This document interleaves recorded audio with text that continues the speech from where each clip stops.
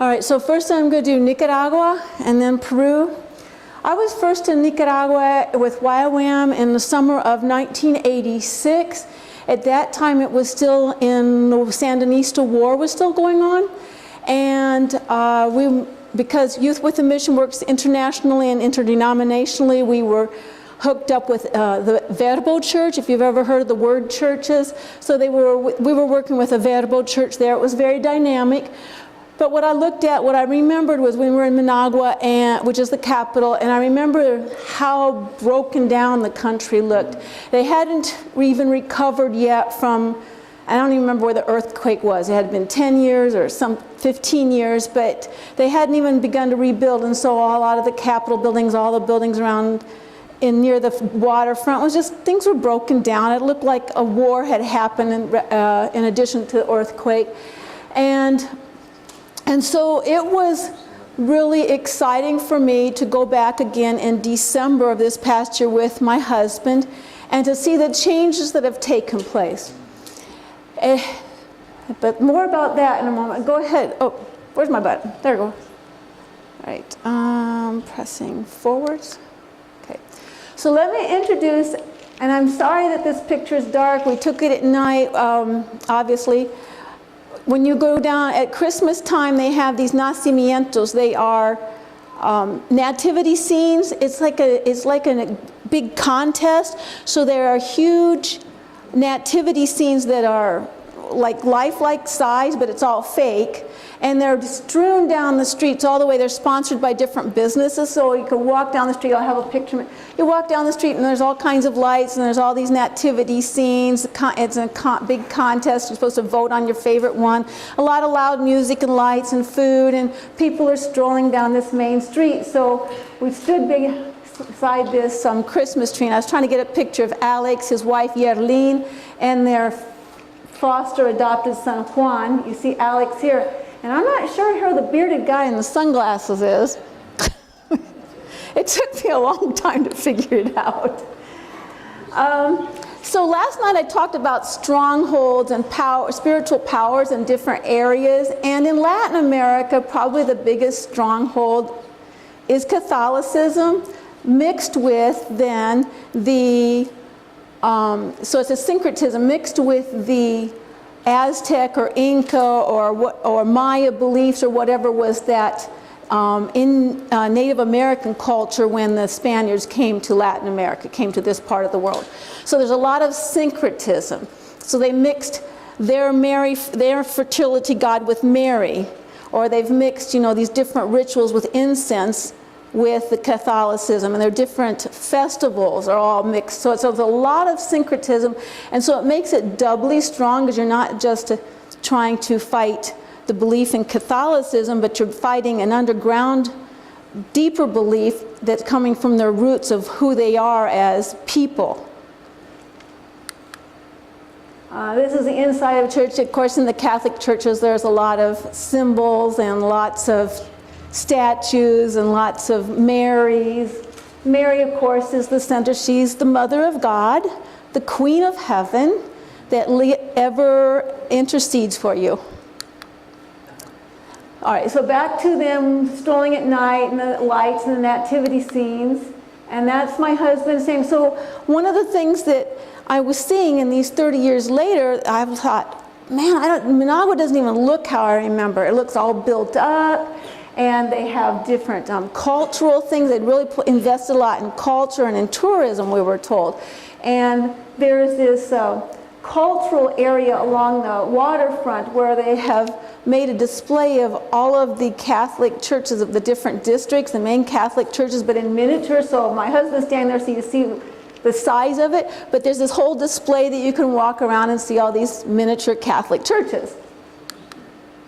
And there's some more of the lights and the scenery. On the right-hand side, you see that tree-like thing. So what happened, we were there in December, and I thought, this is wonderful. And see, we had gone for a couple of reasons. We went to encourage Alex and meet with the believers there, and his couple of groups at that time. He's added a group, as Carlos mentioned. And we were partly on just, Christmas trip and a little vacation, but also we were on a scoping out the land because we have a heart and a vision for continuing to support. Well, I have been along ever since '86. I'd wanted to go back to Nicaragua, but I didn't know how it was ever going to happen. So when Alex came into the picture, I've been wanting to go back, so we went there and we were looking for a place where we might buy land, where we might buy a property, because we would like to do a long-term investment and set up a hotel, a bed and breakfast, something kind of like that. But it would be also a retreat center. This is where my heart is. It would be like a retreat center. It would provide financial support for Alex's work down there. We were looking at it as even, it could be outreach, because all the surfers are coming into the beach, you know, we could have this nice beach ministry. But I had a lot of things going through our head, and we were really excited about that in December, and we talked to a lot of people, and so we picked out an area in Leon, which is to the north, and then very unfortunately 4 months later, around the 1st of April, all hell, so to speak, broke loose in Nicaragua again. For those of you who don't know, Daniel Ortega, who was the president during the Sandinista Wars, and then he was voted out finally, and then guess what? He came back. They voted him back in because he made all these beautiful promises about how things were different. And little known to us, Alex explained, I said, well, it looked so beautiful while we were there. And he said, that's because that's what the government wants you to see. But underneath, it was all just boiling, boiling, boiling until it exploded in April. Where there was something with the government was going to make some Social Security changes. And it was a small thing, but people went out peacefully to protest. And as governments may tend to do, Ortega's government decided to react very violently, very aggressively, tougher, overreact. And so there have been over 300 deaths since April. The historic buildings have been torn down and burned. Businesses have been burned. Streets have been torn up.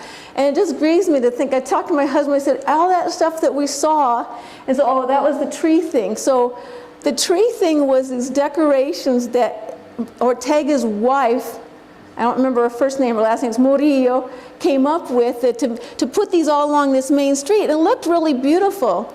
Well, they're all being torn down because they are representative of the government. But it just grieves me because I thought, oh, they looked so beautiful, and now it's just everything's being destroyed again. And it hurts to think that Nicaragua is going backwards again, because it's a beautiful country and a beautiful people, and we really had a heart for it. As you can see, there's the Jesus bus.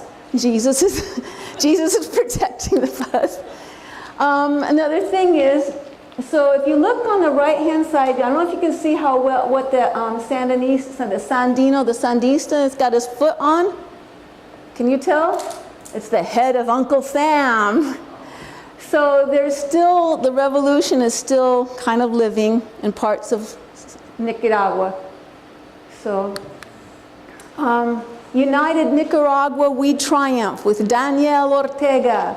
And there is Daniel and his wife over there. It says, with good heart, with good hope, we are victorious. At that time, the Catholic Church and the government were all hand in hand. But when this protest and the violence broke out, the Catholic Church tried to be mediator. And what we have found out is that Catholic, when they couldn't be successful because Ortega refuses to compromise, so now the Catholic Church is pulled out of that. Alex has lost probably half of his business. He does, as Carlos mentioned, he does websites. He does beautiful work on websites, and that's how he was gained. Because if you don't align with the government, you can't advertise, you can't have big business. They're going to take your business. So he's lost half of his business. So, they also lost their meeting place. They were renting a room in someone's home, that's where my husband and I went and visited the people. And they are no longer able to rent there because they were overheard talking about the government. And if you say anything against Ortega, you're out. Another thing is this, I put this in just because other thing in Latin America, like they're also, and I don't know exactly the reason, maybe even Carrie and Jenny know better, or Carlos can address this, but there's a lot of belief in UFOs, extraterrestrial things, mystical things. Peru, if you've ever heard of the Nazca lines, there's the theory that those were all created by aliens. drew those in the sand. But for some reason, there's a lot of that, the Gnosticism, so there's a lot of real super spiritual kinds of ideas that people are very spiritual, but they don't have foundation. That I put in because I was showing Alex. Has anybody else here heard of this Nabil Qureshi? He just died in the past year, yeah. And I just was shocked by this, where it says, there is no God but one, and he is Father, Spirit, and Son. There is no God but one, and he is Jesus. And a friend of mine, longtime friends, posted that on Facebook, and I wrote, I don't usually respond to these things because I don't want to get into arguments with my friends. But I thought, but that's not even your Trinitarian creed. And they wrote back and said, oh, yes, it is. But I thought, but it's not. That's not even the Trinitarian creed there anymore. He is Father, Spirit, and Son, and his name is Jesus. So we've talked about that even the Trinitarianism's gone. And then this is Alex's website. I'm not sure if he's trying to get it back, but he was doing the Bible and religion. So in Nicaragua, his take, or his approach, was to be more on the intellectual. Anthony been down there once or twice and did the university groups. And so what Alex does is have workshops, what he calls them. And rather than a Bible, so it's like a workshop. Come and talk about the Bible. What do you want to know about the Bible? Understand.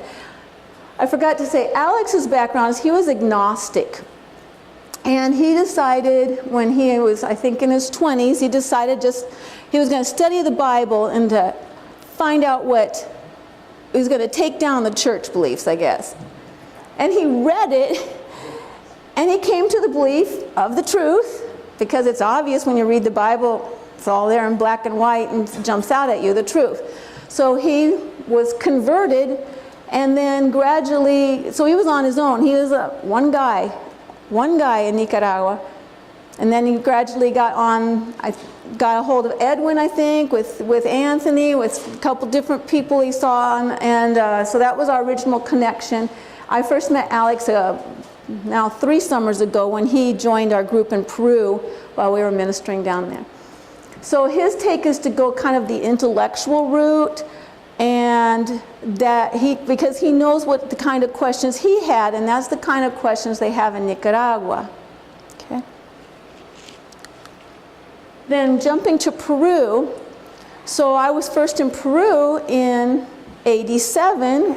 Anthony had to contact Mario Cheze, and he was one of his family. All the family were JWs, Jehovah's Witnesses, and most of them had kind of studied themselves out of it or partially out of it. And Mario was our big contact. So a group of us, including Anthony and Barbara, some others, Bill Wattell, went there, and we spent 3 weeks, and we were doing something similar like like Alex's workshops. We'd go out on the street during the day and sing, talk to people. I mean, when they say a group of white people, white Americans, everybody wants to talk to you. So then we said, we're going to have Bible studies at our hotel in the evening. So we did that for 3 weeks. And we had pretty good response, and we had baptized several people. So then I got married the next year, and my husband and I decided we would go back to Peru in the summer, and we thought we would be building on that work. And very unfortunately, when we got back there in that summer, everything had just fallen apart. None of those contacts were anywhere. Mario turned out to be a little bit unstable, would you say, a little flighty. So all of the work, so we stayed there for the 3 months of the summer and tried really hard to build something up again. Just not real successful, but we tried to do what we could. And then we never went back because I had 2 kids real fast. And then, so jumping ahead some years, Bader Ucanyay was one of the converts, and so he pastored the church for maybe around 10 years. He got cancer, he died. Bill Wattell continued to go down there. I think Anthony, you made a couple more trips. Bill Wattell, Judy Myers, David Krogh, all were working with the church in Lima, but it was only the church in Lima, and gradually older people there were dying, and Bader died, and without a good, strong leader, the work in Lima is down to just maybe a handful of people. It's very difficult, very struggling. They're really not doing much. But in the meantime, about 5 years ago, kind of like many of your stories, there was a man named Edwin Mauricio, and he was from a large group, a large international group, controlling legalistic Pentecostal group called, I'll get that, Worldwide Missionaries, something like Worldwide Missionary Mission, Movimiento Misionero Mundial, thank you. And he was kind of, like we said, one of those things where one day he was in the top of his leadership. He was going to be named to be an international leader. He was making big money. He had a big Ford truck and a nice house, and they had stuff. And one day he's reading his Bible, the same thing, 1 Corinthians 8:6, and he said, or 6:8, and he says, it just like smacked him in the face, and he realized that he couldn't believe in a Trinity anymore. He couldn't believe all this stuff, so he continued to study. He tried to talk to other leaders in the movement. Some left with him, and majority of them, though, pretty much disowned him. So where the stars are pretty much where there are groups right now, and some of them are just families, or one or two families in some of these areas. But what Edwin does in trying to hold everything together is to have online Bible studies. He is constantly talking. I see him on like Facebook, I can see all the time something's popping up. He's constantly talking to people on the phone, on the internet, constantly using his methods that he can. We've been talking about internet evangelism, and that's how he does to try to talk to people across. Peru doesn't look very big there, but it's as big as maybe about a third of the side of the United States. And so to travel, and the only way the travels by bus is his best, or by plane, which can be expensive for them. Edwin has no other income. When he left that movement, they lost everything pretty much and moved into a little brick house. It's a nice little place, but they left behind everything. So that's Edwin and his wife Aleda, and they have 4 grown children. And then you see on this side, that's the Lima church and Jenny and Carrie and I went in 2017 and spent 3 weeks. And our goal was, my one goal was, if I was going to do any Bible studies with the children, I wanted to give them a foundation in the truth, real basic.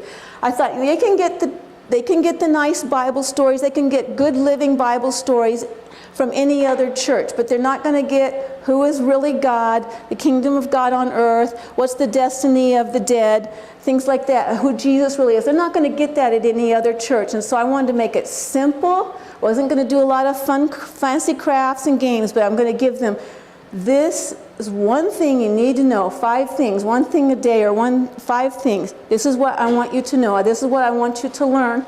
Another goal that we had was to visit as many different church people, bodies, if it was just one family, as we could, because rather than what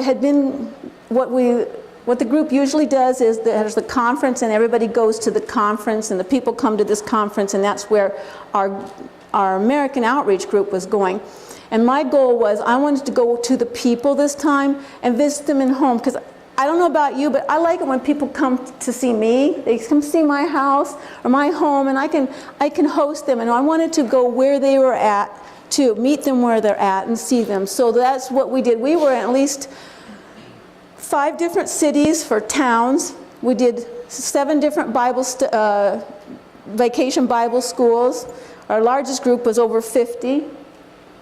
There's one of the groups right there. Okay, and so then the last 3 days that we were there was part of the conference. So we did end up at the conference. So there's our name in print up there. That was kind of exciting. But Edwin gets a big banner made every year with the title of the conference and the name of the main speakers. I've never been a main speaker before, so that was fun seeing my name in print, and Carrie and Jenny there. And then there's some more of the children that I had Bible school with. And then you always have to have a food picture, you know. But And then look at these faces. How can you resist those faces? So you're wondering, what do they got on their head? It's because you're going to be kings and queens. You're going to be princes and princesses in the coming kingdom. You're going to reign with Jesus on earth. So they all made a crown, and we put that verse on that. And then they memorized the verse, and they told it to their parents. And again, and then this is one of the girls talking about what she had learned. She got up at the conference and she told about, we learned about the one God, and why we're wearing crowns. And on this side is just in one of the homes. Mostly that's all of Edwin's wife's family, a lot of their family. Okay. And there I am with one of those. So I want to talk about Giuseppe. Again, I was talking about spiritual warfare before and training our children. So Giuseppe, that's his mom above him, is an only child. And so that year he was, I think, 6 or 7 when we were there 2 years ago. And again, most of the schools, they're either Catholic schools or parochial schools, or even if they're public schools, they have religious time, and that's Catholic. And they wear a little uniform to school.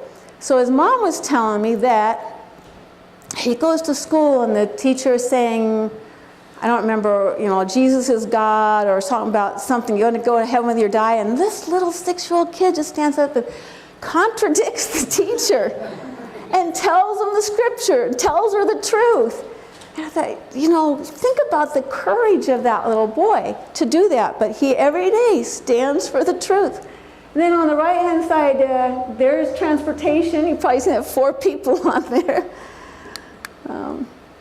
And then, again, like I was saying, the syncretism. You see Mary, you see every town, a lot of times in Latin America, every town, every village has its patron saint. Very common. So I don't even remember what this one's called, but he's all decked out for some kind of party there. But again, this is the thing, is that this is the strongholds that I would see in Latin America. So they need to know the truth, and the truth shall set them free.